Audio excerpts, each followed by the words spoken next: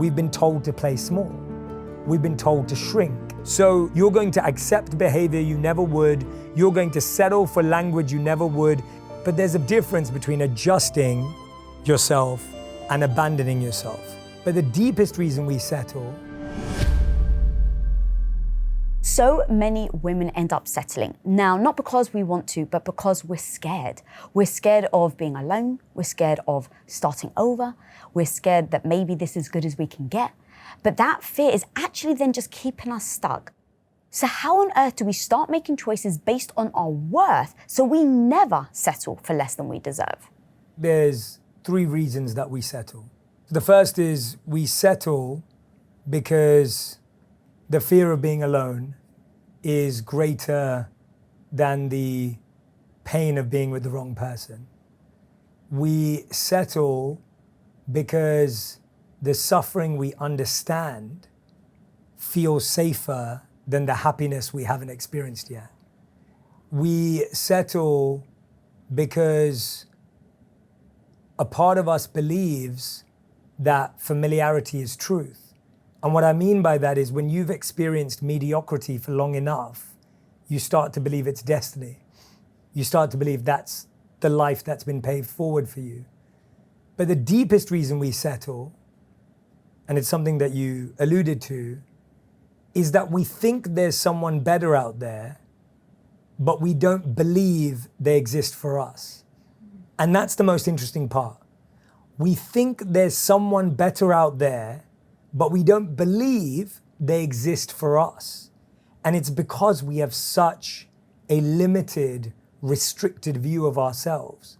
I don't think it's that we have low self-esteem or poor self-esteem. That's a part of it. But the bigger part is we don't actually realize what's possible for us, what's possible by us. And that comes because we've been told to play small. We've been told to shrink. We've had people in our life, relationships, past exes, that have made us believe that if you play within the confines of these walls, that's all you're meant to be. And so I think when I think about your question, the thing that comes to mind the most to me is I want people to start by looking at their life as if they didn't have any of those scripts. If you didn't have that script, if you haven't heard those lines, where would you start? And in order to do this, Lisa, what's interesting is you actually have to disappear from your life. Now, what I mean by that is you don't have to run away, you don't have to quit your job, you don't have to not hang out with your friends, but you almost need to sometimes stop talking. I think the reason sometimes we feel we have too many opinions in our life is because we ask the wrong people the right questions, right? We ask the right questions like, do you think this person's right for me? Do you think I should be in this relationship? Do you think this is the best I can do? But we ask them to the wrong people. And it's really interesting. We ask other people questions, but we never ask ourselves those questions. Yeah. And we outsource and crowdsource these major decisions in our life. And so what I mean by disappearing is we have to take a step back. We have to shut our mouth. We have to close off a little bit and go, am I asking the right question to the right person or am I asking the right question to the wrong person? Okay, so break that down even more because it so hit me when you said we ask people's opinions and then we take that on. So like, let's just take families because I'm Yes. Greek Orthodox and obviously you're Indian. So our family culture is very dominant, if you will, in dictating what we should do and how we should show up. So are you saying, for instance, if we ask our parents, hey, what do you think of my partner? They're going to come from their perspective based on what they think that you need in your life. Yes, when you ask someone a question, we think their answer is a prediction of the future. But actually, it's a projection of their values. It's a projection of their insecurities. It's a projection of what they believed was possible for them. I'll give you an example. I remember a friend of mine was starting to date another girl that we knew. And when he asked all our guy friends what they thought of this girl, they all said, she's a bit dominant. She's a bit controlling. And it was really interesting because I was watching this happen and he responded and said, I kind of like it when a woman's in charge. He said, I really like it when a woman takes the lead. And he goes, she may take the lead emotionally, but I take the lead financially. And so he goes, I'm not threatened by that. I'm actually really comfortable about it. But all of my other guy friends were really uncomfortable about that. Now, does this make them wrong and him right? No. It's just showing that we all have a different skew. We have a different priority. We have a different take. But all of the guys were like, no, she's the worst. Like, I would never date her. Like, don't go out with her. And he's now happily married to her. And they have a great relationship. Now, if he would have listened to them, because he thought, wait a minute, there's 7 people here that I trust and respect telling me that this woman's wrong for me, he would have made the wrong decision.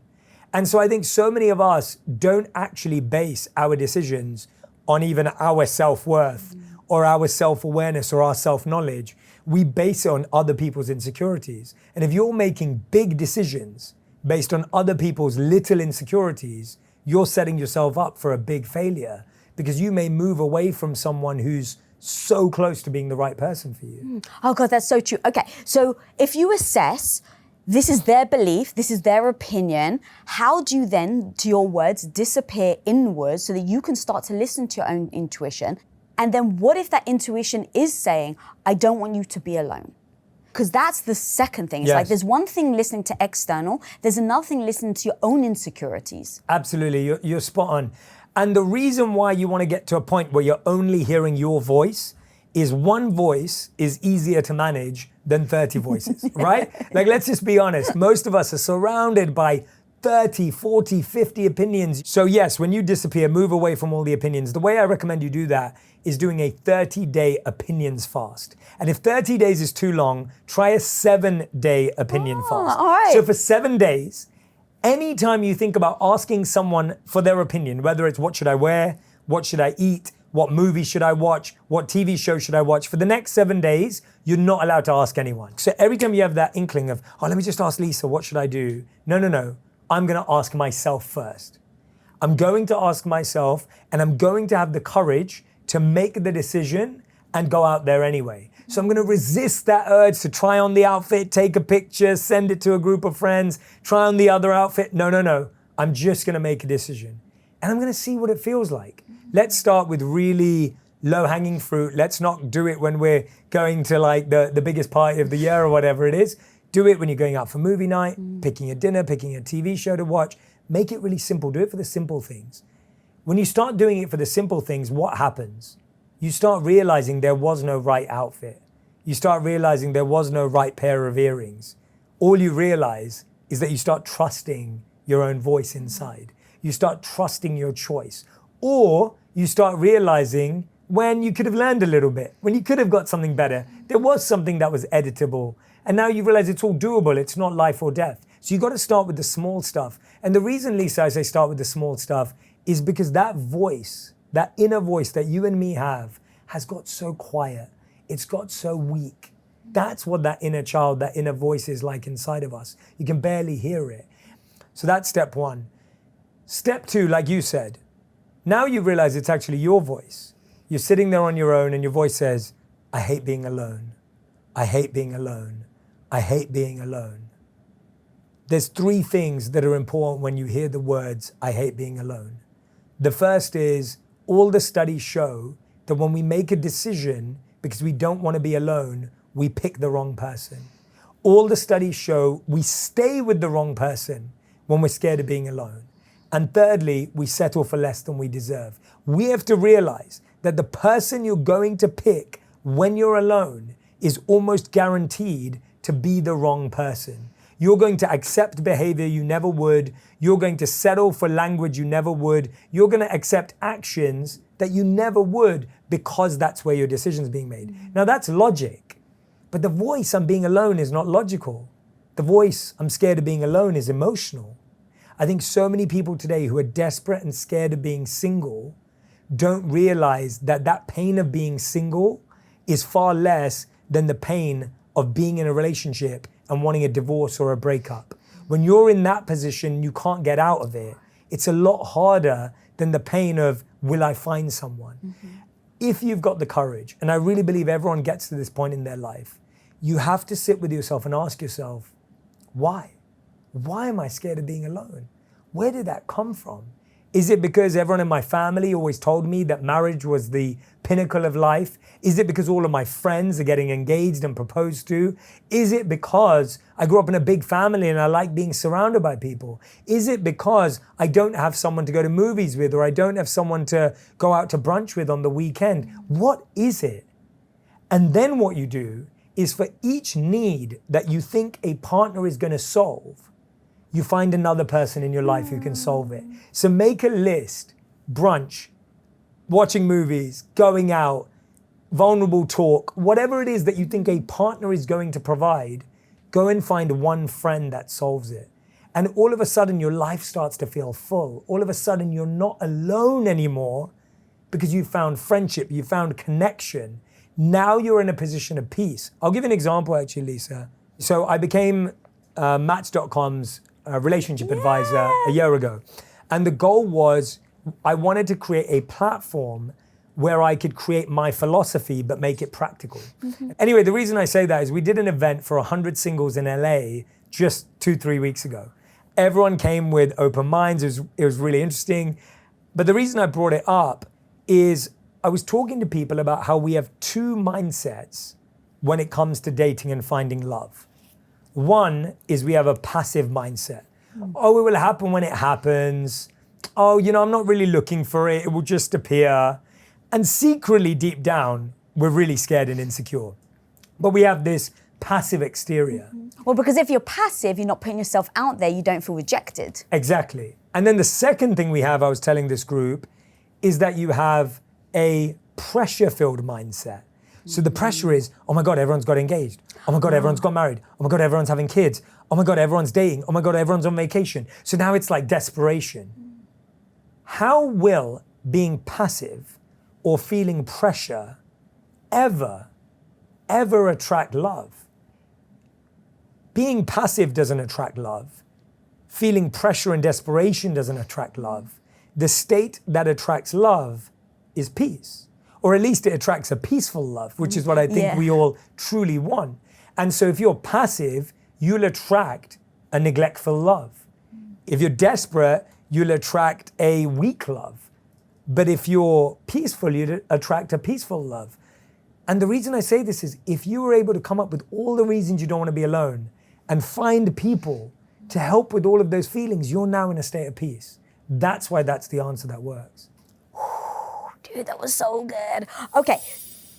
All right, guys, we'll be right back with my boy, Jay Shetty. But I just want to ask you for a second. If this episode or any other Women of Impact episode has brought you value, then please smash that subscribe button down there, because you have no idea how much that becomes the calling card for every single woman out there. That this is the place, this is a community where you can build your confidence, and you can build your confidence in any area that you so choose, whether that's business, relationships, mindset, health, you name it. This is the place that you can be you and learn anything that you need and want to build your confidence. So smash the subscribe button. Now let's get back to the episode. So let's say you've done the work that you've just laid out and you really start to go inwards. But there's also the person that ends up choosing the wrong person time and time again and becomes this toxic cycle. And I'm really curious on why on earth sometimes we go for the person that isn't right for us and ignore the person that actually is right for us. Oh gosh, such a good question, Lisa. Honestly, I can think of like at least 5 people I know that are in that position. And everything I'm about to say, I want it to be noted that I'm saying it from a place of empathy and compassion, because this isn't about judgment, and it isn't about shame, and it isn't about guilt, because I think often we feel that way. We're scared of actually saying this to our friends because we're scared they'll judge us and say, we told you so. We're scared of telling our families because they'll say, I knew that guy wasn't right for you. And all of a sudden you feel shamed and guilted. And I always say to people, guilt blocks growth and shame blocks shifts. You're not going to get from guilt and shame to growth and shifting. It's just not going to happen.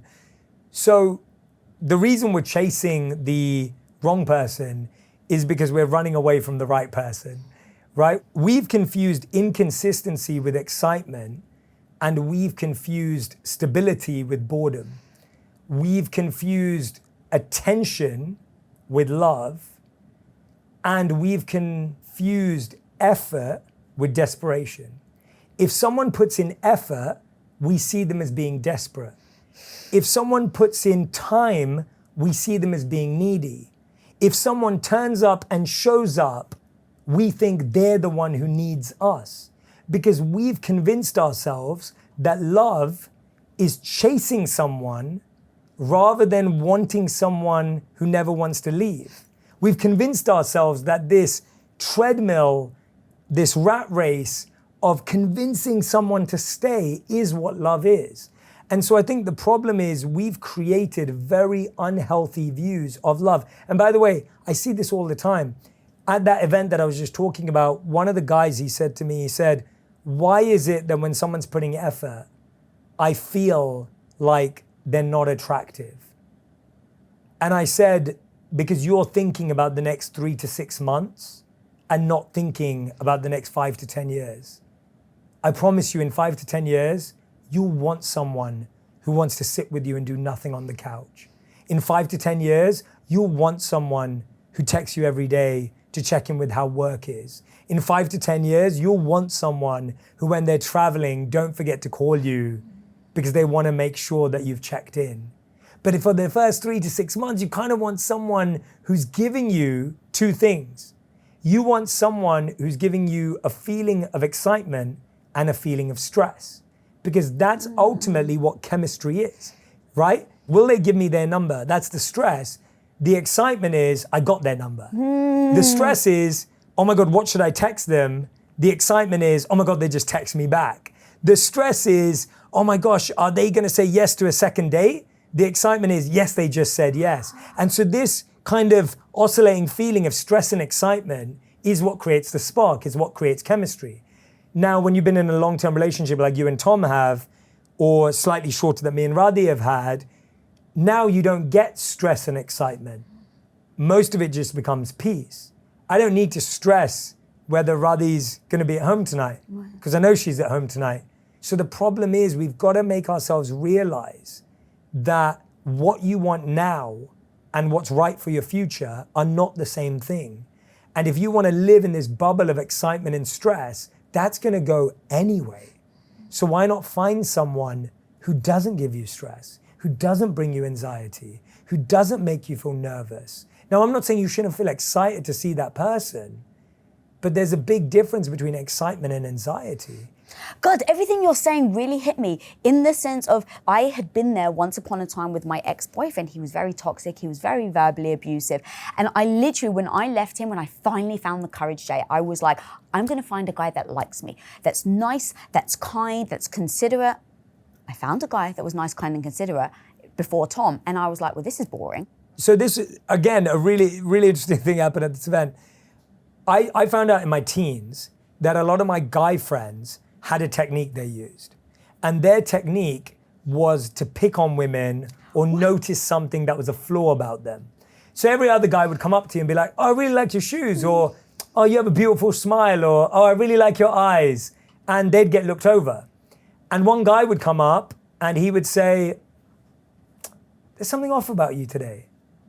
I'm not sure, the energy around you is just, I don't know, it feels like there's something, but I don't know, you're like holding back. And all of a sudden, that woman is spending the whole evening thinking about that guy. This happened to one of my team members a couple of months back, and someone came up to her and said, that coat you're wearing today just feels like you're scared of opening up. And she was thinking about that guy the whole night. And there were other men who came and told her positive things and beautiful things and whatever, and she couldn't think about it. And so I think a lot of men have used that technique to get attention. And it sounds crazy because when you hear it, it logically doesn't make sense. But when you think about it in the moment, you're like, yeah, of course that makes sense, because you feel they sense something about you. You feel they noticed your energy, but they didn't. Mm-hmm. They were just trying to find a way. And that, when you were 6 years old, that was pulling your hair. Yeah. But this is the updated version that women experience today. And so we love that mystery. We love that feeling of like, oh, well, if he's being mean, that's just his way of flirting with me. But do you want someone who's mean when they flirt with you? Like, is that what you want? Is that how you want to feel? So I don't want someone who notices my weaknesses before they notice my greatness. And so I think it's a matter of priority, but it does come from childhood and it continues on. I think a big part of it is also we've never seen positive relationships mirrored for us. Like, when did you grow up? If you could remember, one positive relationship growing up. I don't think I saw that. And so people are mirroring what they saw on TV. They're mirroring what they saw at home. They're mirroring what they saw in magazines. I mean, me as an Indian boy growing up in London, grew up, if you ask me who I was attracted to blonde-haired women with blue eyes. Yeah. But I'd never probably even met someone with blonde hair and blue eyes. But that's what I was told to fall in love with. That's what was marketed to me. And so I think we underestimate how much marketing has an impact on us. When I was going to propose to Radhi, I asked my brother-in-law how much I should spend on an engagement ring. And he said, you should spend about 2 to 3 months' salary. I was like, okay. So I went and spent 2 to 3 months' salary, and I'd spoken to a couple of other men who'd said the same thing. Thankfully, I didn't make a lot at that time, so it wasn't that much of a expense. I bought the ring, proposed, obviously. Radhi said yes, we got married. Now, what's really interesting is years later, I looked into that because I was like, well, how is that so specific? 2 to 3 months seems like a really thought through plan. And I spoke to a lot of other men who all concurred with me that they spent 2 to 3 months salary, no matter how much they made. I started looking at it online. I found a De Beers commercial from the 1980s. I'm not kidding you. You can go and find it on YouTube. YouTube it right now. That's amazing. I went onto YouTube in the 1980s. There's a commercial which I remember it being like a silhouette of a man and a woman. Yeah. And I'm not kidding you, at the end of the commercial, it says, what better way to spend 2 to 3 months' salary? Oh my God. It literally says that. And I couldn't believe it. I was like, wow, we've all been brainwashed. That I proposed 25 years after that commercial came out. I've never even seen that commercial, like before that. And I'm following this advice, and so is everyone else. And I think it also comes from our hunter-gatherer days, that you wanted someone who could protect you. You wanted someone who could fight off the lions and the snakes. You wanted someone who could build a home from scratch. And today, our modern day version, which makes no sense, our modern day version is, well, that's what a bad boy can do. A bad boy can protect me. A bad boy can do this. A bad boy can do that. But that doesn't actually add up, and it doesn't make sense, because protection in modern day is very different to protection in ancient days. Or now it's related to how much the man earns. Correct. Well, that's a whole nother conversation. I really think that if you're choosing who you want to be with simply based on how much they earn, how tall they are, or what job they have, you are marrying their salary, their bank account, and their job, not them. What does that mean? It means, yes, you will never run out of money, but you may never have enough love. It may mean that you can boast about your partner's title, but they may not be with you at every place you want them to be at. So you have to realize what you're marrying, what you're committing to. That's what you're getting in this exchange. And I think what's really interesting to me is I meet a lot of friends and women who will say to me, I really want a man who's successful, but I want him to be my number one cheerleader. And I'm like, well, have you realized that the person who's out there making money and being successful, they can't be a cheerleader at the same time because they got to be on the field. The person on the field can't be your cheerleader. I'm not saying that you should choose one over the other, but I'm saying you've got to be clear about the choices you're making. I love Radhi. I can't be there with her as a cheerleader every step of the way, wherever she is. Neither can Radhi be with me. I know a lot of men who say the same thing, like, oh yeah, I want my wife to be independent, but then I want her front row seat when I'm winning. And I'm like, well, wait a minute, which one do you want? And so I think we're really, it's almost like we want everything, and in that we get nothing. Coming up. If you're at the early stages of a relationship, spot this early, both men and women. Whoever you are, whichever role you're playing, spot it early. Every single woman I know loves shopping, and yet we don't like bra shopping. Why? Because it's sometimes impossible to find something that actually fits you. And someone like me who actually has a small little bust but a big back, it's so hard to find a bra that fits. But I've discovered Fit Everybody line from Skims. Here you go, this is amazing. And the Fit Everybody collection actually does that. It goes all the way from extra, extra small to 4X. So you can shop right now by clicking the link in the show notes, or you can go to skims.com or go to the Skims stores. Now, after you placed your order, be sure to let them know that we sent you. Select the podcast in the survey and be sure to select our show in the drop-down menu that follows. The other day I said something to Tom about menopause and I was like, I just need this because I'm perimenopause, babe. And he turned around to me and he's like, I will absolutely support you. But he's like, look, you have a group of girlfriends that are going through the same thing. He's like, so no matter how much I try to see you, he's like, I cannot see it through your eyes because I'm not a woman. I don't know what it's like to be going through this at your age. So he's like, I'm doing the research, I'm reading the books, but if there is something that I just cannot grasp, by all means, turn to your friends for it. Yeah. Now, the thing also, though, is that a lot of women do is almost the opposite. So this is what my partner wants. This is what they love. So let me sacrifice. In the small things, it isn't a big deal. So it's like, all right, fine, I'll go watch soccer with him, even if I don't like soccer. That's one thing. But the big ones that actually end up wrecking a lot of women is they've sacrificed their entire lives. They've sacrificed the career for the family, whether it's kids or the husband. And as we get older, we start to realize, hang on a minute, what about me? And that maybe compromise that we felt good with, now actually we realize was a sacrifice that we'll never get back. How do you differentiate compromise and sacrifice? And where's that fine line between one's actually really healthy and one's like the thing that will break your relationship? Yeah, there's two words that I like using more than sacrifice and compromise because I think they come with so much baggage. And the two words are adjusting and abandoning. And so there's a difference between adjusting yourself and abandoning yourself. Adjusting yourself means I'm making room for love. Abandoning means I'm disappearing to make space for it. Adjusting is saying I'm happy to be flexible. Abandoning is saying I'm going to bend so much that I'll probably break. Adjusting is growing. I'm actually becoming better through this choice. Abandoning is shrinking. I'm losing myself through this choice. And adjusting is I'm going to help you move forward. Abandoning is I'm going to leave myself behind. And so what I find a lot of us do is when we don't know who we are, we abandon ourselves. And the difference is adjusting is something two people do. Abandoning is something one person does. Adjusting requires two people to move, to mold, to pivot. Abandoning just requires one person to give up everything.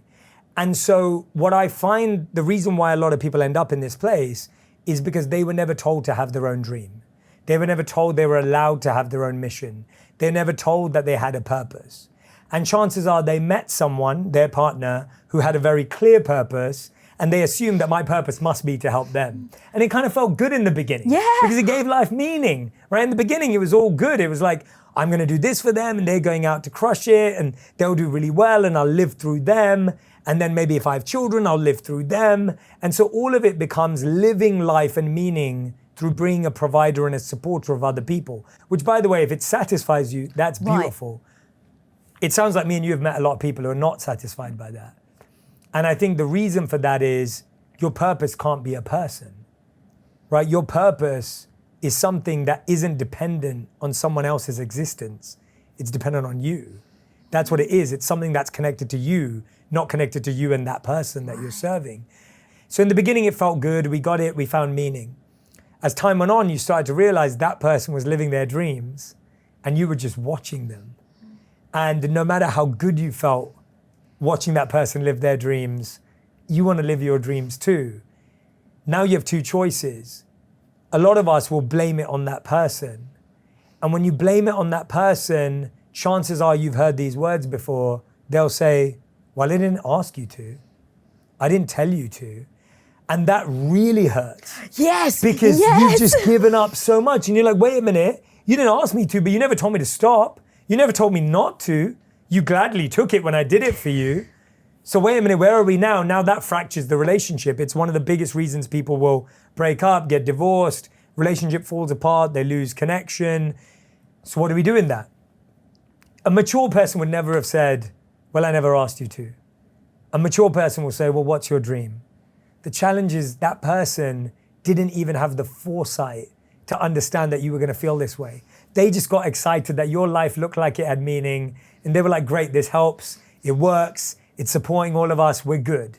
So it's not that they're a bad person. It's just that they didn't really think that far ahead, because chances are they've never seen someone think that far ahead. And they're responsive, I never asked you to. You can kind of understand why they would say that as a protective mechanism, because it feels right now, oh my God, is it all my fault Yes. that your life hasn't been what you hoped it would be? Yes. Well, that's a big burden for a partner to take on. So to protect yourself, you make it that was your decision, which actually is true. It is true, but it's a really harsh truth. Yes, because you've encouraged them. You've applauded them every time they've made you look. And look, I'm speaking for myself with me and Tom, Yeah. where it was like every time I would cook dinner and clean his clothes, he was always like, "You're the best Greek wife ever." And then eventually, after 8 years, I'm like, "I don't want to cook and clean for you anymore." But he actually never asked me to in the first place. Yeah, and that's that like weird space we all end up in, where we take on a role because we get validation in the beginning. Yes. And we appreciate and like that. Yes. And then we run out of that role. We don't want to play that role anymore. By the way, which is also natural. Yeah. And the problem is when we don't want to play that role anymore, that other person got so used to us playing that role that they're now also going through a grief. Mm-hmm. And we're going through a grief. They're going through a grief of our former self that they were in love with. And we're going through a grief of our former self. So we're both missing a person who doesn't exist anymore. They're missing the person we used to be. We're missing the person we used to be. But we know we want to be a different person. And they're trying to figure out whether they're going to like this different person. So there's a lot at play here. What we want to do is, if you're at the early stages of a relationship, spot this early. Both men and women. Whoever you are, whichever role you're playing, spot it early. Don't just fall into the trap of, oh, it works for now, let's just see how it goes. And I think if your partner can't see that, you need to see that for yourself. Take responsibility. I think it genuinely comes down to looking back at you taking control, accountability, and power of your life, and what you're going to do with that time and energy now. Like, you just don't want anything you said to sound like you're blaming that other person and shifting the accountability onto them. Because like you said, it's going to feel weighty for them, and they're going to feel like, oh God, I don't want to take on that weight. I feel too much pressure. Now I'm going to throw it back on you. And that's what we end up doing. So I think it's fine to say, hey, I've been doing this for the last 10 years. It's not who I want to be anymore. And I understand that that adjustment is going to make changes for you. I'd love to discuss those changes. And now you're talking about the changes and the edits, not talking about that person and you, rather than saying, oh, you won all the awards you wanted to, where am I? When you make it about you and them, all of a sudden you're not talking about what it's actually about, which is, here's how things are going to change. How is this going to affect you? What can we do in the middle period to make the transition more effective? It's change management, not the person management. And I think the challenge is we make it about that person and what they should have done, what they could have done, the time we've lost, the energy we've invested, what we didn't get out of it. And I get it, that is the emotional layer that needs to be explored. But that's not going to keep that person in your life in a healthy way. It's going to create friction. And sadly, we don't have many good examples of people who've been through that transition because people turn it into a blame game. Yeah, I made sure that I didn't blame Tom. And I needed to make sure it was true before I said it. But the truth was, he didn't force me. The truth is, I never said I was unhappy. Like all of these things that I had to be very honest about of where my actions actually contributed to where I was.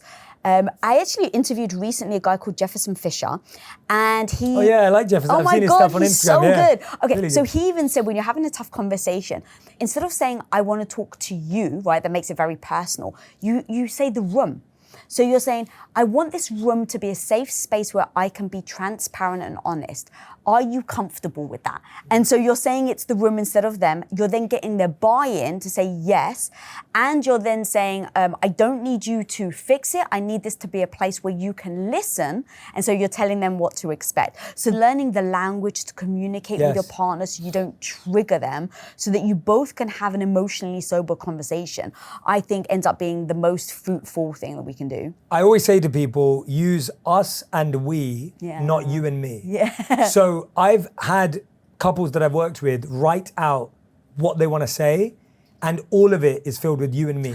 You didn't do this. It made me feel like this. You always do this.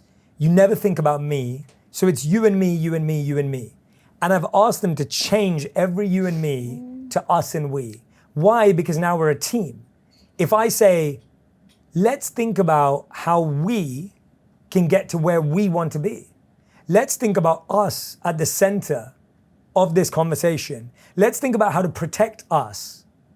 Now I'm not saying you need to be thinking about how to protect me. You should be thinking about how to make me happy. Well, then we're not a team anymore. Now I'm saying it's all your responsibility, it's all your accountability, and it's all on you. And by the way, I'm sitting over here feeling hurt, dejected, and down. Whereas now when I say, is this what we both want? Is this the kind of relationship that we both want to have?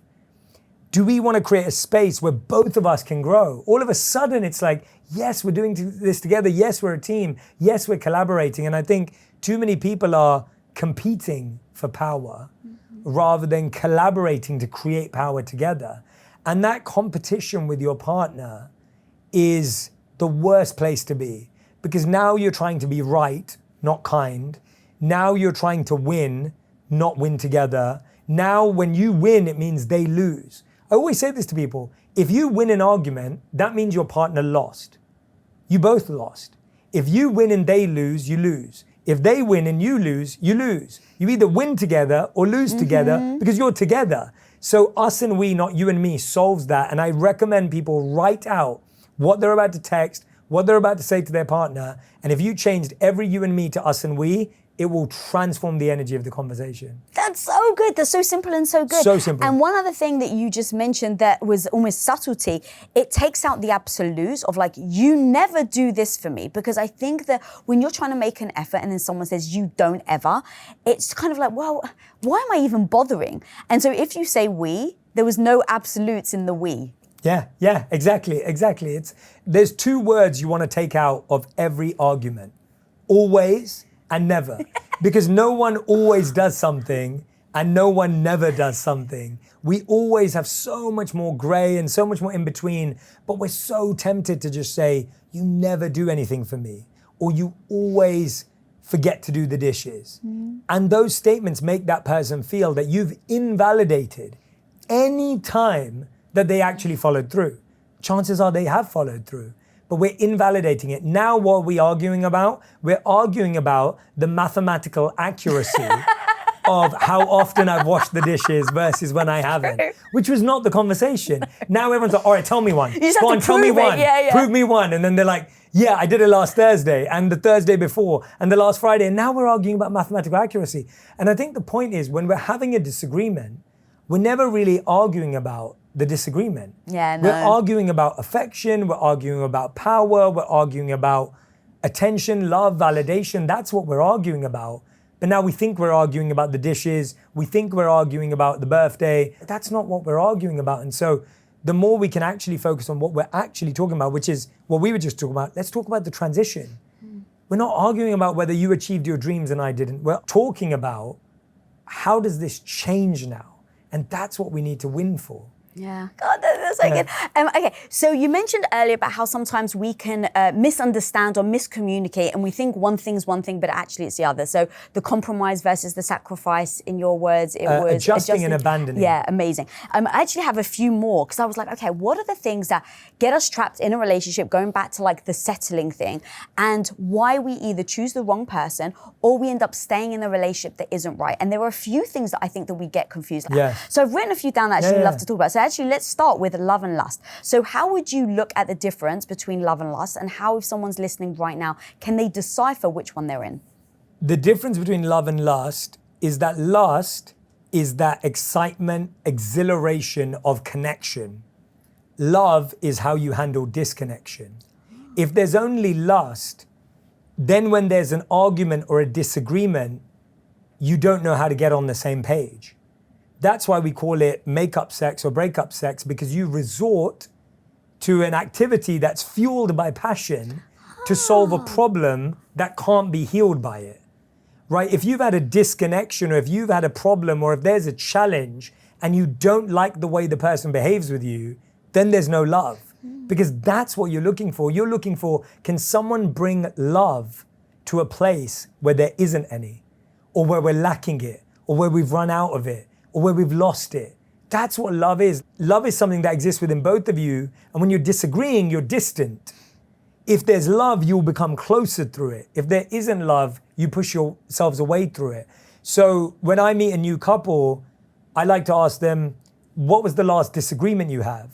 And do you like the way your partner and you came to a conclusion? or came to a solution. It's how we deal with the tough stuff that makes all the difference. Yeah, that's so good. What's interesting, I've been with someone for 25 years. We've never once had makeup sex. I'm just thinking about That's that. a good thing. That shows why you guys are so strong. That's almost like actually, because once we've like kind of come to an agreement, I'm still so raw. And so I just need to be cuddled. I need sweetness. Like the last thing I want is like crazy sex. Yeah. So that's fascinating. Never dawned on me. Well, the studies show, right, that the reason why sex releases chemicals that makes you forget the argument. Oh, yeah, So yeah, it's yeah. not even like you actually feel better. You just think you feel better. And so you actually never came to a solution. And that's why it's not the healthiest way to solve a problem.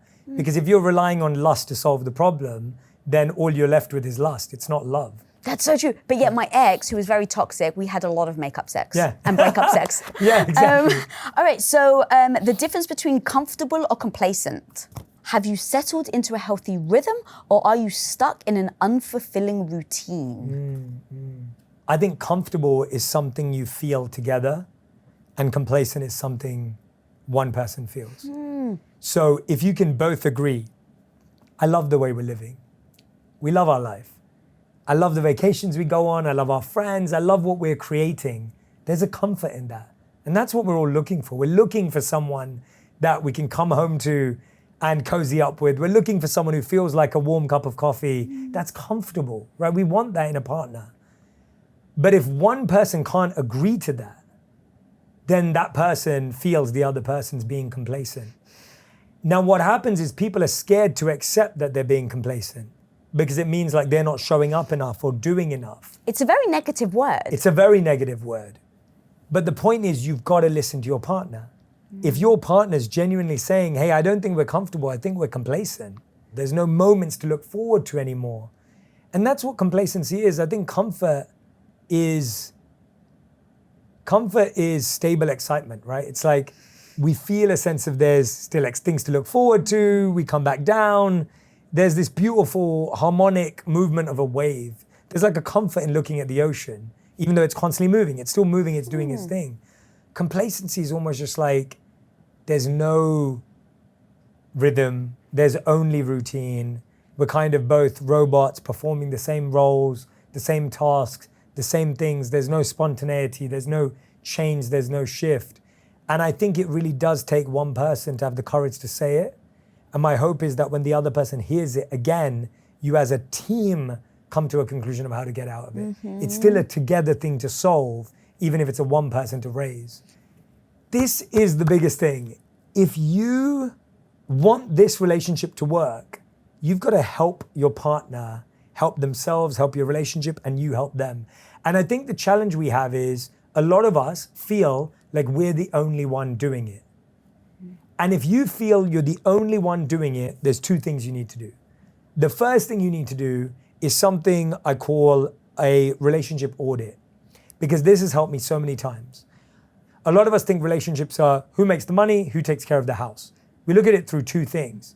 But relationships are physical, who's taking care of the house, the physical surroundings, financial, who is making the money, taking care of the finances. It's mental, who's setting the mindset of this relationship. It's emotional, who's setting the nurturing of this relationship. And it's spiritual, who's setting the faith or the spiritual direction of this relationship. Every time I've thought about it this way, I've realized me and Radhi are even leaders. And I think that gives me a sense of strength and confidence. If we only look at it through two things, which is what we do, finance and home, you might feel like you do everything. And it's really important on us for broaden the view. Now, if you look at it as those 5 metrics and you're doing 4 out of the 5, that person's complacent. It's just there. It's true. It's really, really, it's hard. And especially if you're dissatisfied. If you're satisfied, it's fine. I think we have to zoom out when you're feeling that way and really assess it, because too many people will say, I do everything. So at the beginning of my relationship, I used to feel I did everything, not to realize that Radhi set the mental mood and the emotional heart of the whole relationship, and physically takes care of everything. Like the fridge always has food in it, and I've never ordered anything in my entire life. And it's always stocked with the best goodies and everything else.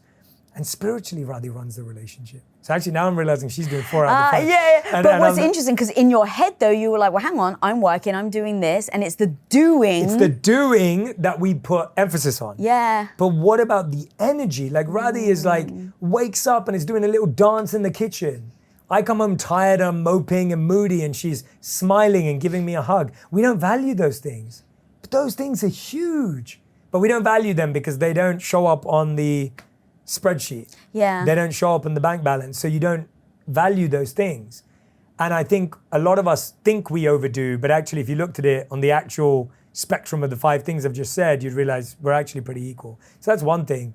And the second thing I'd say is that if you do that exercise and then you really feel like you are the one doing everything, then it may be time to leave.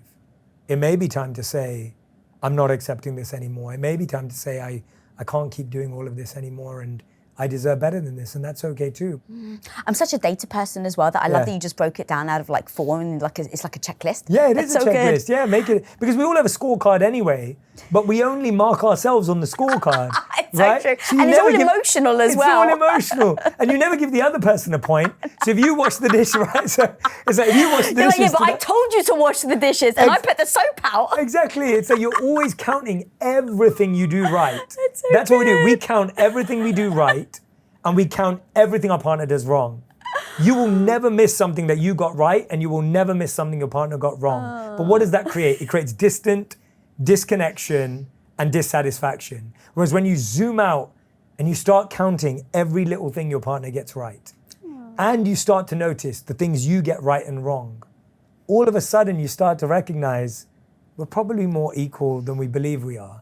And I think more people would win from that. I've gained so much from that exercise. That's personally. so good. Yeah. I love it. I'm going to definitely take that one. Yeah. All right, got a few more for Yes. you. All right. Difference between intuition or insecurity. How to tell if your gut is warning you or if past trauma is clouding your judgment. The difference between intuition and insecurity is based on the past and intuition is based on the present. You don't want a bad past relationship to impact your notes on the relationship you're in today, but you want to check it. So if you have an insecurity, you should check it. If you have an intuition, you should check it. And I think the problem is we're trying to make decisions based on intuition or insecurity, when actually what we should be doing is asking questions. So there's 2 questions I believe that everyone should ask as early as possible in a relationship. The first is, how do you show love? That person may say to you, I show love by always showing up on time. I show love by always picking up the phone. I show love by always responding to a text message.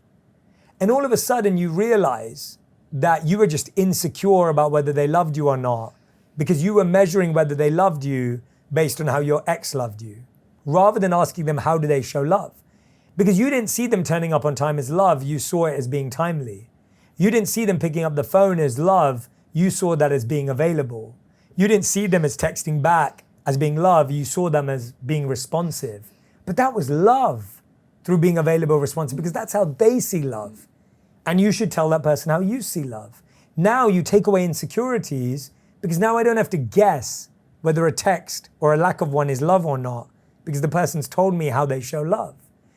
And the second question is, what do you need when you're sad? What do you need when you're having a bad day?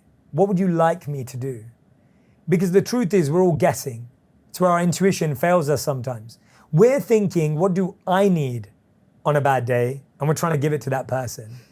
And what's really interesting is we think people love the way we do. And when they don't, we feel hurt. Yeah. So we feel, well, if I was stuck or having a bad day, I know I'd want a hug. I know I'd want a really nice message. I know I'd want you to turn up. And so we do that to that person, and that person goes, wait, this is too much. I didn't need this. And we think, oh, well, that person doesn't love me. They don't appreciate me. But actually, we never checked in with them. And so to me, intuition and insecurity are all about checking. And these are my 2 favorite questions. That's so good. Okay, let me give a scenario please, for you then, please. and I want you to let me know how you navigate it. So let's assume you're on a date and you really like them. And you're like, oh my God, we have this connection. Maybe they're the one. And my gut is telling me this is the one, Jay.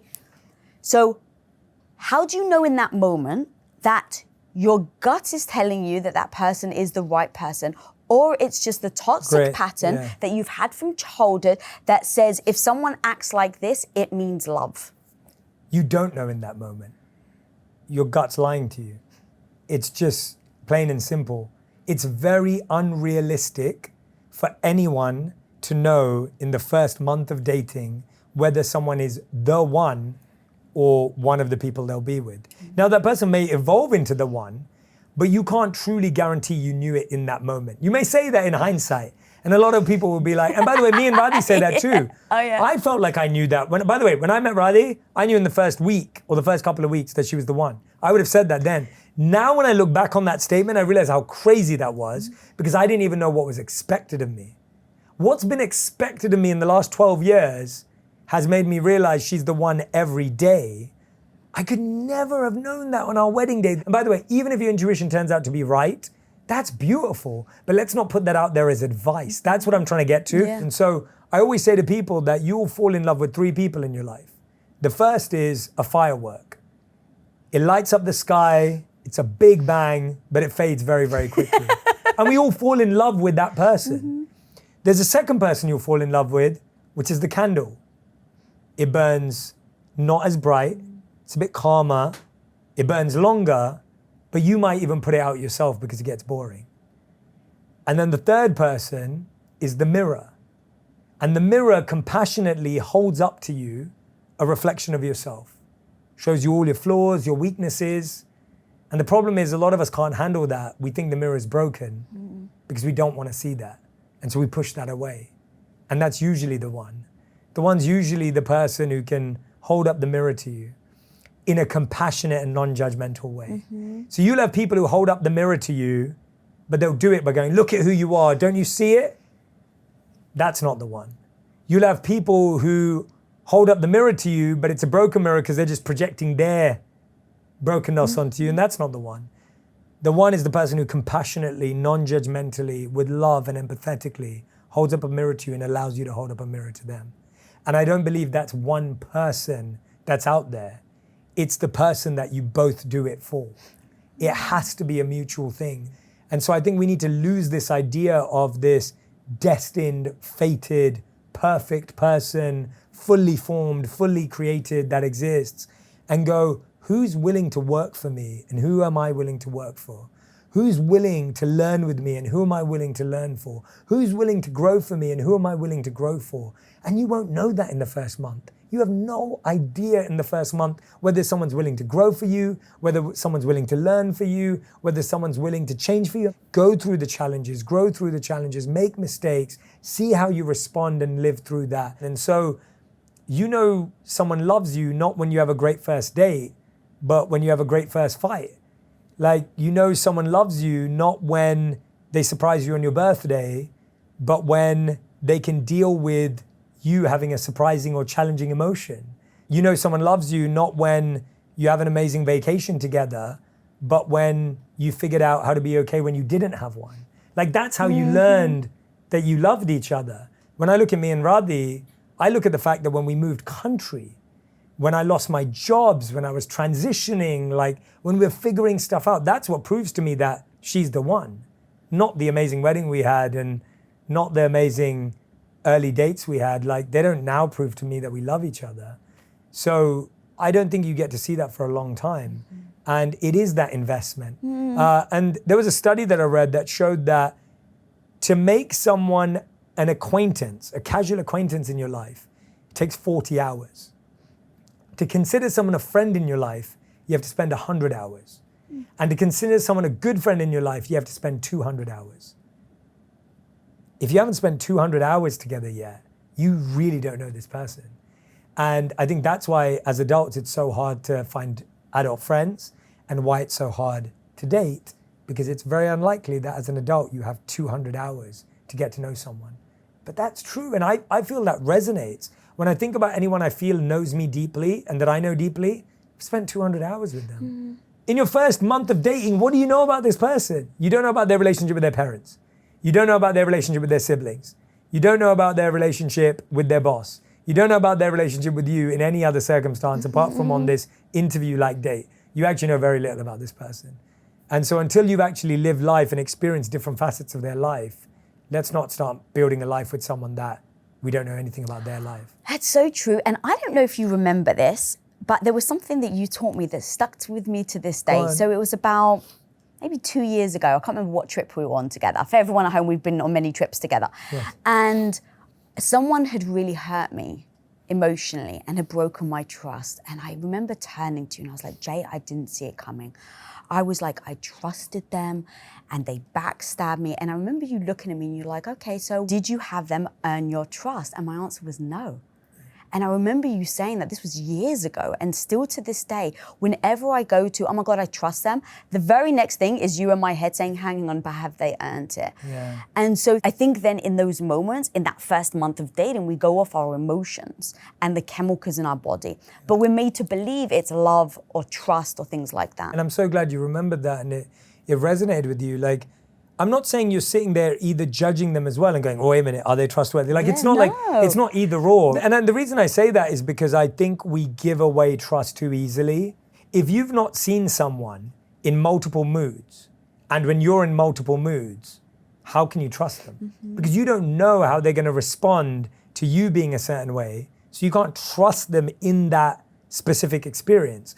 And so your trust is very broad and overarching. And I think at one point, we just have to stop breaking our own heart, because we don't fall in love with the person, we fall in love with who we expect them to be. We don't fall in love with the person that they are, we fall in love with the potential that we see for them. We don't fall in love with the act that they show us, we fall in love with the dreams that we hope they're gonna help us build. And so our constant reality is being lived in our head, and now you're not living in reality, you're living in your mind. And then that person doesn't live up to the picture in your mind, they're living in the real world, and now they hurt you. And so we break our own hearts because we don't allow that person to earn our trust. We break our own hearts because we don't let them prove themselves in different experiences and scenarios. Mm-hmm. And we break our own heart because we imagined who they were before they showed us they were.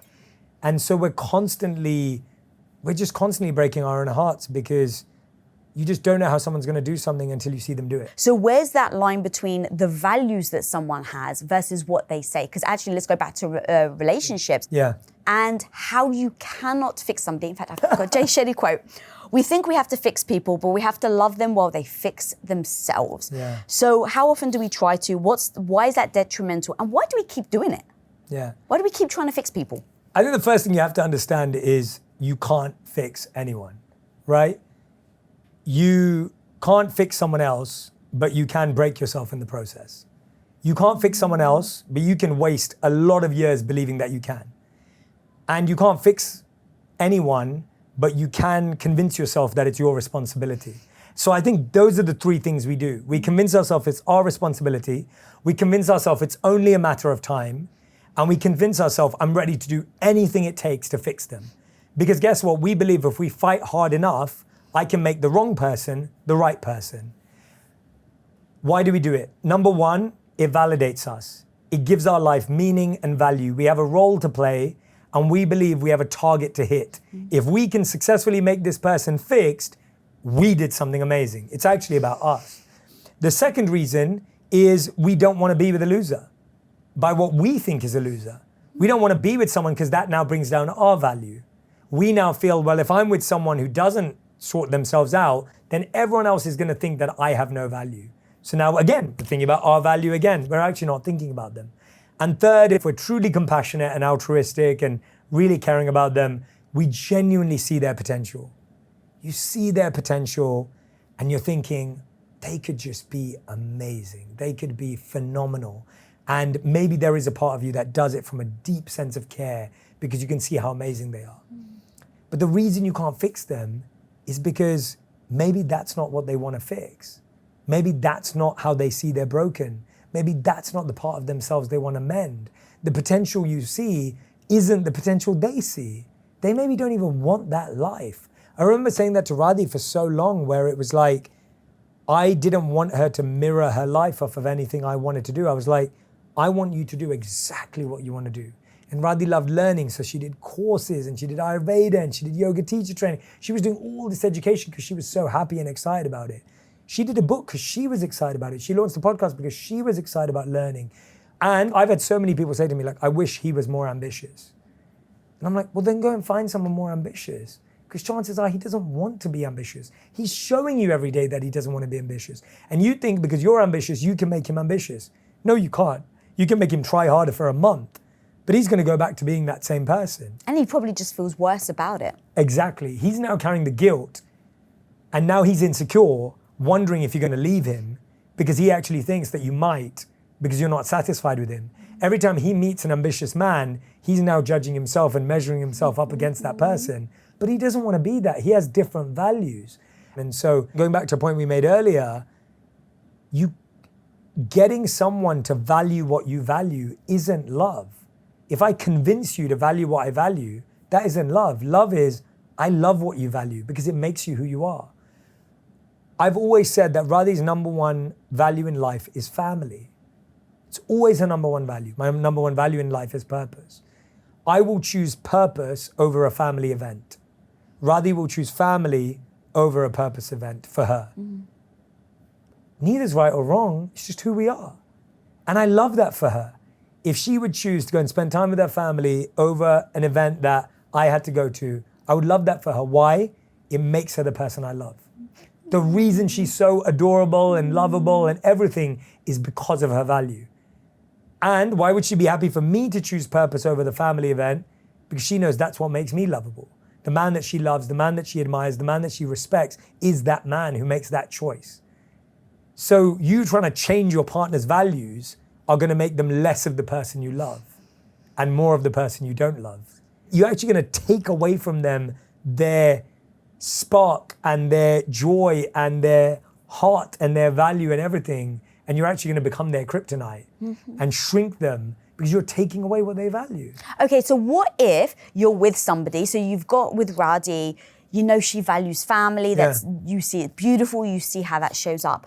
What sometimes happens over time, though, is their value starts to change. And they're now no longer that person that got the joy from, let's say, the family. In those moments, I think we try to fix that person to come back to the person that we first met, that we first fell in love with, and going back to the growth thing where it's like you can be on different paths. Sometimes I think someone in a relationship dynamic, one partner is like, hang on a minute, I fell in love with this person. This is the person I maybe married, this is the person that I was with, and now over time you've changed. How do you start to navigate that without the person feeling bad about that change? So Radhi met you, you just come out of monkhood, I'm not sure what you would call it, but it's monkhood. So you just come out of monkhood and you're coaching, you're teaching, she knows who you are, you're all spiritual. Let's say 10 years later, you're just an arse, you don't care about work, you don't really care about people. And now she's like, hang on a minute, you're not the person I fell in love with. Yeah, absolutely. There's three things. The first is you have to check whether that person wants to change and how they want to change and who they want to be. And that will take time because it will take time for them to open up and admit. Because let's say they want to be that person they were before, that's hard for them to admit because it feels really far for them and they feel it's quite impossible. So in the beginning, they may say, I don't want to talk about it. In the beginning, they may say, no, I love who I am. In the beginning, they may say, no, I'm happy with how life's going. But those are just defense mechanisms to not really go there because they find it an unimaginable task to become that person again. So you have to be patient and check, and that will take time.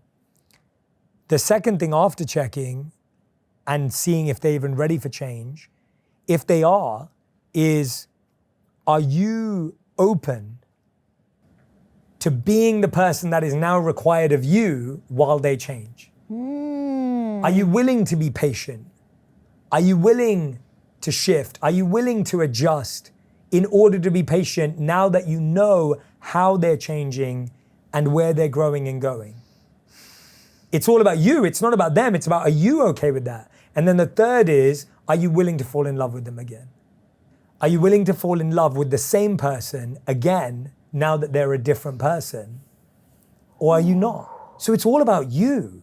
We think it's about them. I'll give you a really practical example. I was working with someone years ago now, and they had discovered that their partner was addicted to porn. And it was really hurtful to them because they didn't want to be in a partnership where the other person had this addiction. So their first reaction was, this has to end. I can't be with this person. I thought they were the one. I can't believe it. When they sat themselves down and finally got the partner to open up, who, by the way, was ashamed, guilty, dealing with all of their stress around this themselves, the partner finally said, I don't want to have this addiction either. I really want to work on it. So now it moved to question number 2. After the checking and knowing, the question was, and I asked them this question, are you willing to be patient? Are you willing to realize that your partner will have days where they will fall back into their addiction?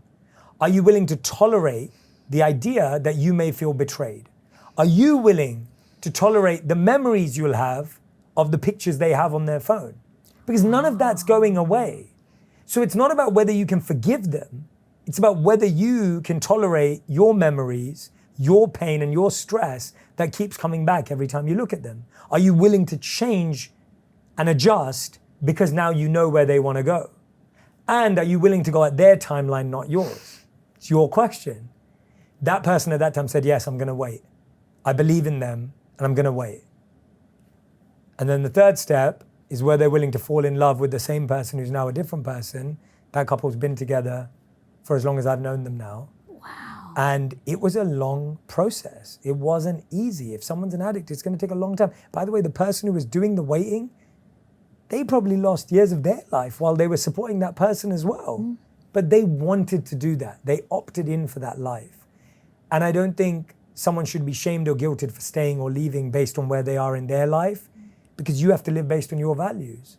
And so yes, you may end up realizing that 10 years down the line, you're married to someone who has a different set of values. And let's paint the opposite picture. They like where their life's going. They don't want to change. They don't want to go back to who they were. Sadly, you have to ask yourself the same question 2 and 3. Do I want to change with this change? Do I even have to change? Or actually, can I just be the same? And can I fall in love with this person again now that they're a different person? And if you can't, sadly, that is how things end. But you shouldn't force yourself to keep looking for the person they once were in the person they are today, because you're going to spend your whole life searching for someone who's disappeared or doesn't exist anymore. And you're going to keep hoping and waiting for that person to come back. And people waste their whole life doing that when that person left a long time ago. Dude, that's such a great breakdown. And I love how you think. Like, I really love how you think, because every time I'm like, okay, he's going to answer it like this, you never do. Like, the idea of like asking yourself those questions is so important. Like 1,000%. Because it's on you. Yeah.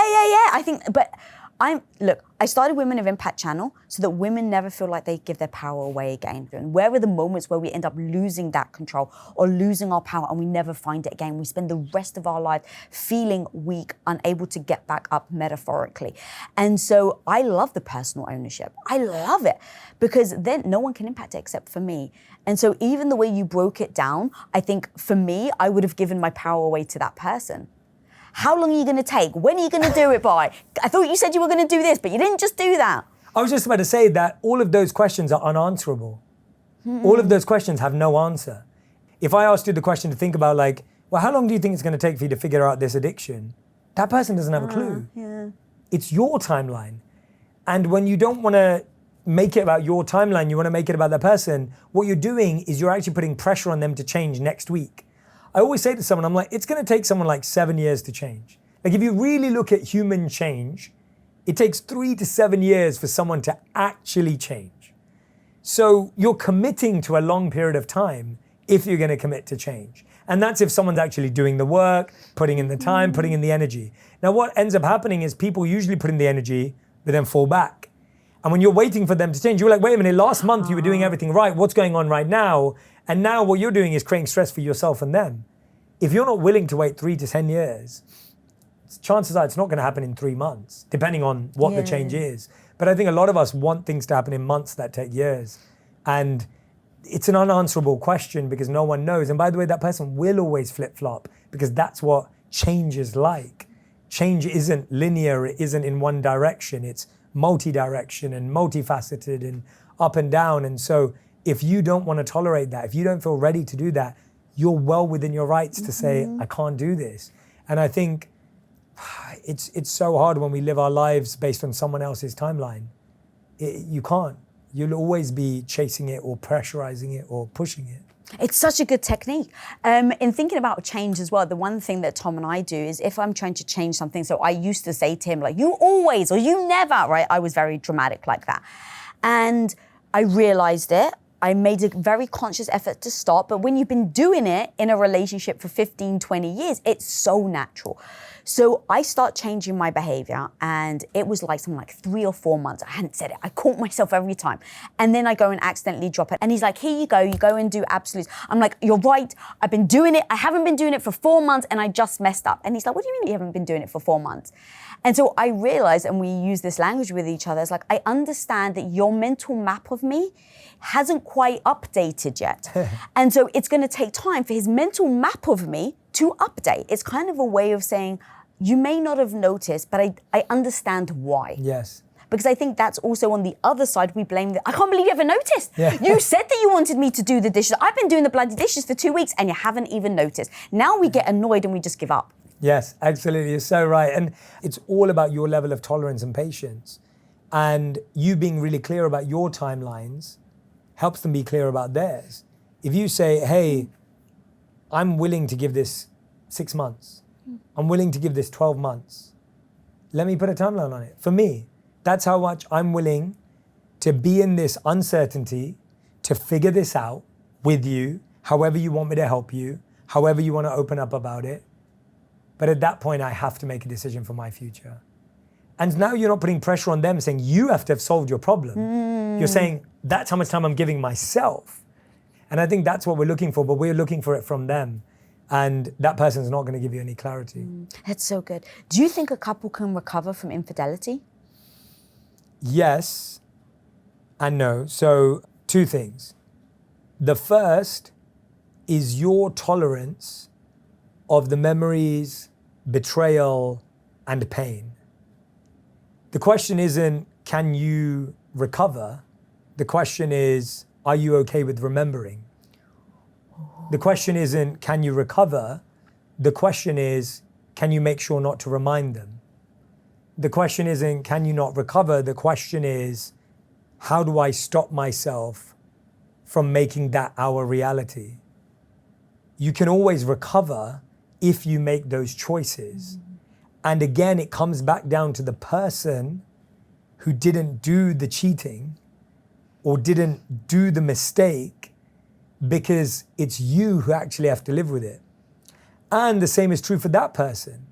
Can they live in a relationship where they always feel a sense of shame? Are they willing to rise even with a sense of guilt? Are they willing to try and change even though they carry that pain, because they have a pain as well?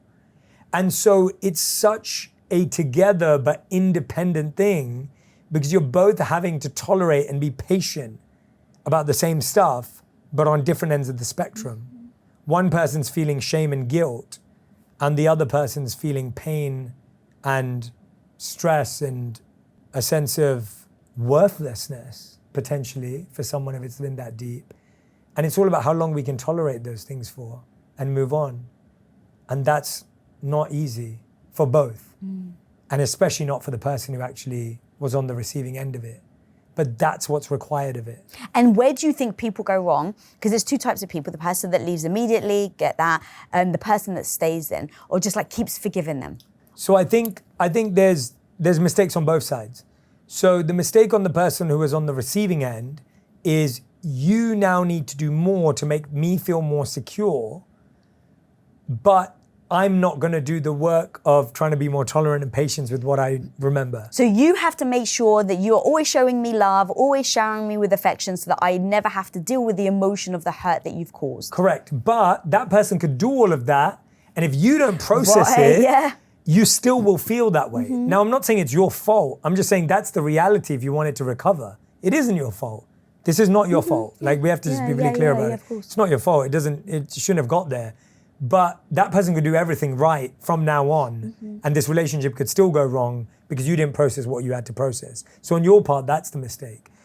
On the other person's part, the mistake happens is either they're overcompensating in really inauthentic ways, or they feel so guilt and shamed by it that they now bring it up in every argument and go, oh, but you're always going to play that card. Oh, but don't play that card. Like, oh, no, you're not allowed to use that card this time. And now they start building rules about when and where it's used. And you're like, wait a minute, I'm the one who is on the receiving end of that. I get to decide when I talk about it.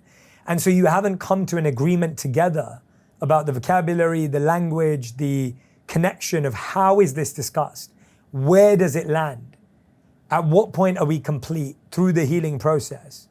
At what point am I comfortable to not talk about it again? At what point am I going to bring it up and you can't rush me on that? That's the conversation that needs to be happening, not the conversation of, have you forgiven me yet? That's not the conversation. The conversation is, we may have to let this heal and talk about this for 12 months, whereas it's not like, okay, have you forgiven me? It's been a week. Have you forgiven me? It's been a year. Have you forgiven? No. What do we actually need to talk about? Let's focus on that, not the end point. We're all focused on the end, like, when will you forgive me? I don't know. When will you forget about it? I don't know. So let's not talk about deadlines. Let's talk about what this relationship looks like, what the vocabulary around this conversation is. When should we bring it up? How should we raise it? Are we going to do therapy together? That's the conversations we want to be having if we both want this to work. And that's the critical starting point. Do we both want this to work? I think sometimes the person who's forgiving thinks, I'm going to forgive you, this is going to work out. You made a decision on your own, but that person didn't have to do anything. You just said, oh, I forgive you, let's just move on, it's okay. But that person didn't get to take part in that decision. You don't even know if they want to be there. You don't even know if they want forgiveness or what that forgiveness looks like to them. So now you could be forgiving someone who's happy to continue to make that mistake because you never got their buy-in on that decision you just made. So you made it easier because you were like, I solved it, it's fixed, I've forgiven it, let's move on. But you haven't because you don't know where they stand. Most times I assume they're going to fake it or say, no, I'm never going to do it again. And maybe in that moment they really believe it. But the deep work that you're really kind of breaking down, I think really brings everything to the surface. So there's nowhere to hide and there's no miscommunication. And I'm going to go back to, I love that you're always saying like the personal ownership part of it, because you couldn't control that they cheated on you, right? That's just freaking heartbreaking. But to be able to control how you navigate it afterwards, instead of waiting for them to show you, instead of waiting for them to say they're sorry so many times. I love that. It's so impactful. Yeah, you control it. Yeah. You have the power. Like, don't live in a world where you're giving them power again. Yeah. Right? So this whole talk is really about building your self-worth, putting the validation on yourself, not expecting it for others. What are like 5 daily habits that you actually suggest that somebody does in order to build their self-worth and make sure that they never settle in a relationship that isn't right for them? Yeah. The first habit for self-worth, I'd say, is take on a daily or weekly challenge. Take on a challenge that you set yourself, that you set the challenge, the limit, the time limit, how hard it is, the difficulty level, whether it's learning a new language, whether it's a new workout, whether it's a new sport. And your self-worth will grow every time you accomplish a new level. Your self-worth grows when you do hard things, when you do uncomfortable things, when you do difficult things on your own, and you see that you can do it. Right? When you see yourself lifting that much more in the gym, when you see yourself be feeling that much stronger, all of a sudden your self-worth grows because you get belief that I can do this. Right? This is possible for me. Another way you grow self-worth is undoing and unwiring the trauma and the patterns that hold you back from the past. Now, what is a daily habit? How do you do that as a daily habit? What you want to do is find one thing that you repeat that your parents did that you don't love. Just find one thing. And what you want to do is you want to be conscious of that one trigger and how it shows up in your life every day. You're not guilting yourself, you're not judging yourself, you're becoming aware of it so you can spot it and transform it. So for me, I'll give you an example. I found that a lot of my early caregivers overloved me, but then guilted me for not overloving them back. So they gave me lots of love, but then if I didn't give them back the same level of love, they'd say, you don't love me. And I found myself doing that to Radhi. I found myself doing that to my friends. I found myself doing that to people in my life. I'd overlove them and then guilt them for not loving me. So I found one thing. And I realized that guilting my wife didn't make her love me more. Yeah, no. It pushed her away. Yeah. Guilting my wife made her feel that I didn't love her because I would treat her that way. And all I did for 1 year was I was aware of that every day. And every time I thought about guilting her, I would remind myself of how guilt didn't make me love that person more. It pushed me away. And so that technique that I'd subconsciously picked up was actually breaking what I wanted. It wasn't actually getting me where I wanted. So become aware of just one pattern. Get into the details of it like that. The third habit for self-worth, I'd say, is ask people that you love and trust what you're really good at and what they notice in you that they appreciate. Because you'll find that often they'll say things that you've never even thought of.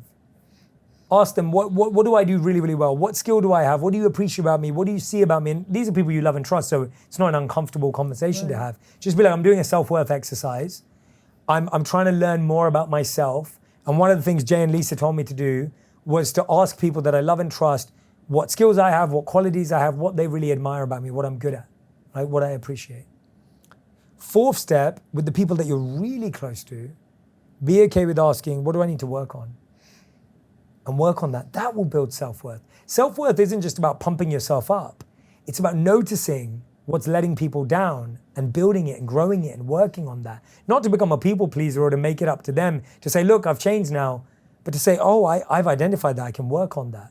I'm confident working on it. Self-worth is not being confident about what you're great at.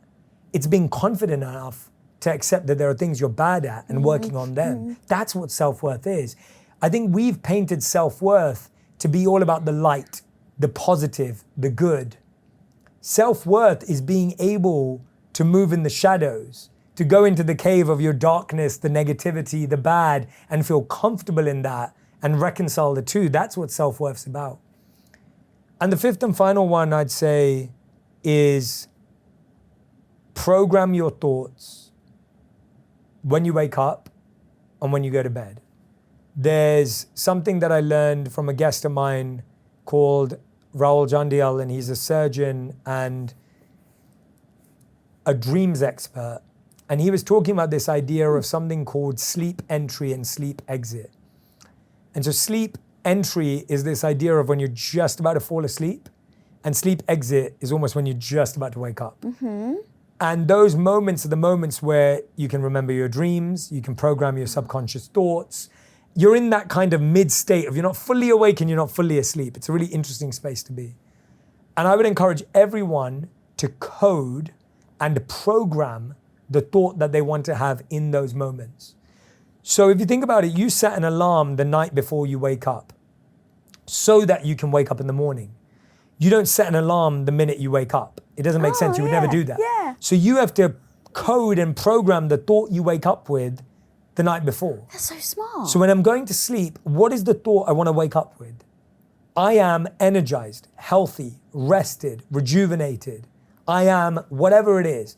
Program that thought the night before, wake up with that thought, and again, choose that thought. So there are 60 to 80,000 thoughts we have per day. Wow. Studies show we have 80% negative, 80% repetitive thoughts. So most of us are saying the same things to ourselves again and again. We wake up in the morning, I look tired. Wake up in the morning, oh, there's a spot on my face. Wake up in the morning, oh, I've put on weight. Wake up in the morning, whatever it is, we're just saying negative things to ourselves. And guess what? You say the same things to yourself every day for years. That's what leads to burnout.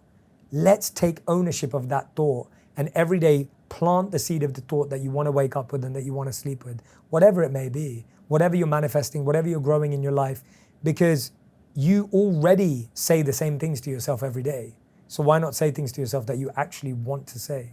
That's so good. Programming how you want to wake up. How do you make sure that as you're falling asleep, you're not falling asleep with a negative thought? Because there's actually one of the interviews that I saw you, I can't remember, it might have been with you and Radhi, where you said that when most of us are so busy all day that we don't give our brains a rest. We're go, go, go. And the only time we have a moment of rest is right before we go to bed, which is why all the negative thoughts come flooding to us right when we close our eyes. Yes.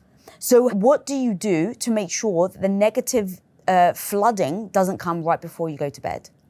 First of all, write down all of the negative thoughts and everything that's going on and everything you're thinking about in a book, a journal, outside of your bedroom. Don't do it in bed. A lot of people sit in bed and start writing. Well, now the energy of your bed is heavy with all of the things you just wrote. Write about it in another room, leave it there. Put it on your phone, leave it there on a notes app, but do it in another room. When you get into bed, either listen to your voice, repeating the words that you want in your head, so that you now start listening and trusting your own inner voice and having trust in your intuition. Read it again and again if you don't like the sound of your voice and you think it's cringe. Actually, then you should listen to it even more so that you realize your voice is not cringe. Read it again and again and again off a piece of paper as it becomes your main thought, because it's all repetition, and see how it feels in your body. So I always say, when you're repeating a phrase or a mantra, you have to believe it in your body, you have to mean it in your mind, and you have to feel it in your heart. And so every time you say a statement, it's not just saying it, you're trying to believe it in your body. What does it feel like when I believe that's true for me? Like if I go to sleep believing I am waking up healthy, rejuvenated and rested, I feel strong, I feel sturdy, I don't feel like this anymore. My body changes. If I'm gonna mean it in my mind, I've got to focus on how powerful it is when I wake up with a really focused mindset. And finally, I've got to feel it in my heart. I've got to feel what it feels like to live a day that starts off with health and abundance. When you can do it in that way, reading or listening to your own voice, all of a sudden it starts to become programmed. It's as simple as that. It's not complicated. That's so good. I'm actually going to start doing try that. it. Yeah, whatever affirmation, whatever you want to say. And it's not like I always like to take away the mysticism of it. It's not magic. You're doing it anyway. You already tell yourself, I sucked at work today. You're already telling yourself, I didn't work out hard enough today. Oh, I forgot to do this today. You're already doing it. So you're just replacing it with what you actually want to think that actually makes you better. It's not magic. Jay Shetty, dude, I could talk to you forever. I know, I love it. Love it was such a great conversation. Thank you so much. You're going on tour, which is so exciting. Tell me about on tour. Where can people also buy tickets? Yes, I'm going on tour for the first time ever with the podcast. It's amazing. Which I'm so excited. So I'll be interviewing special guests in 15 cities across the United States. You have inspired me, dude. You have to do it. It's so much. I'm so excited about it because I know that there's people who listen to my podcast on purpose, forget every week, every day. Yeah. And I'm like, imagine being in the room with me and a special guest, asking questions, being present in the room. We're going to have an interactive experience. Just the idea that you already tune in, why not come in and tune in person? And so you can go to jayshetty.me/tour. So that's jayshetty.me/tour. And I can't wait to see everyone. I can't wait to just see the On Purpose community that we built over the last 6 years. And it's so inspiring. And I love that you're trying new things. I love that people get to see you in person, and because you're in different cities as well, it allows other people that if in that city, they can go and watch you. That's so amazing. I can't wait. I'm really excited. Oh my God. And if anyone wants to just follow you in general. Jay Shetty across TikTok, Instagram, YouTube, podcasts on Apple, Spotify, iHeart, and all the apps. Anyway, Jay Shetty. There's only one Jay Shetty. Guys. Lisa. There are so many of us that end up settling. We settle for less and we don't know our worth. And it's about time that we change that message. And it's going to take time. It's going to take skills. It's going to take lessons. It's going to take tips. It's going to take podcasts and books. But trust me, the reason why you're here, Women of Impact, is that we're in it together. And God bless this man, Jay Shetty, has been spilling nuggets for us to be able to take and make sure that today we leave never freaking settling. So guys, please go follow him. If you're not following me, follow me at Lisa Bilyeu. If you're not subscribed, smash that subscribe button down there. And until next time, be the hero of your own life. Peace. I love it, Lisa. That was amazing. If you want to learn more about how to find real love and stop wasting your time, then click here and watch this insanely incredible interview with my girl Spirit. So many of us may go on a date and we're like, oh my God, this is the one. And you really think that they tick all the